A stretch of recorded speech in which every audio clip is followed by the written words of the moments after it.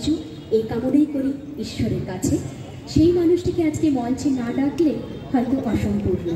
তাই বিকাশ দাস আমাদের সম্পাদক সংস্কৃতি শিল্পী সংস্কৃতি স্বপ্নশ্রী সাংস্কৃতিক মঞ্চে, ওনাকে মঞ্চে আসার জন্য অনুরোধ করছি। অতিথি মহাশয়, অন্যান্য অতিথিবৃন্দ, মঞ্চের সামনে আগত দর্শক ও শ্রোতা মণ্ডলী, আজকের এই অনুষ্ঠানে আপনাদের এখানে উপস্থিত থাকার জন্য প্রত্যেককে স্বপ্নশ্রী সাংস্কৃতিক মঞ্চের পক্ষ থেকে অসংখ্য ধন্যবাদ।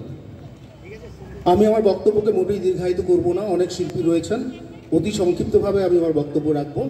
যে কথাগুলো না বললেই নয় সেটা হচ্ছে স্বপ্নশ্রী সাংস্কৃতিক মঞ্চ কেন আমরা তৈরি করেছি। আপনারা জানেন যে প্রতিটা শিল্পীর একটা উচ্চ স্বপ্ন থাকে, সেই স্বপ্নগুলো আমরা তাদের হাতের নাগালের মধ্যে এনে দেওয়ার জন্যই এই মঞ্চটা তৈরি করেছি। আমরা চাই প্রতিটা শিল্পী তাদের সেই স্বপ্নগুলোকে নিজের নাগালের মধ্যে যাতে নিয়ে আসতে পারে। প্রতিটা শিল্পীকে তার সাফল্যের চূড়ায় পৌঁছে দেওয়ার জন্যই আমাদের স্বপ্নশ্রী সাংস্কৃতিক মঞ্চ কাজ করবে। আমাদের দ্বিতীয় যে লক্ষ্য সেটা হচ্ছে যে বসন্ত চলছে, আপনারা জানেন ঋতুরাজ বসন্ত। সেই ঋতুরাজ বসন্ত তার অকৃপণ হস্তে গোটা প্রকৃতিকে নানান রঙে রাঙিয়ে তুলেছে। প্রকৃতি সেই রং আপনাদের মনে ছড়িয়ে দেওয়াটাও আমাদের অন্যতম একটা প্রধান লক্ষ্য। সেই লক্ষ্যের জন্যই আজকের এই বসন্ত উৎসব আয়োজন।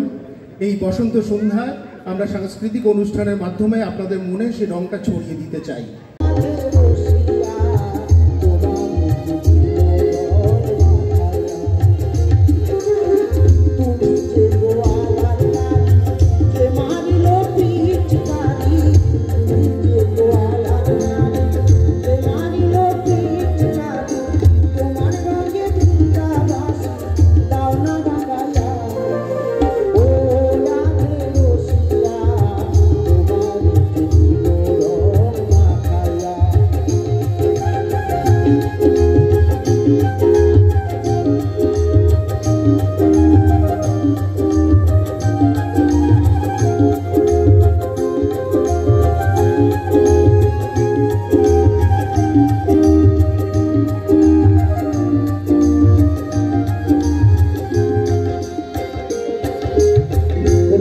যখন খেলবে কারুর সঙ্গে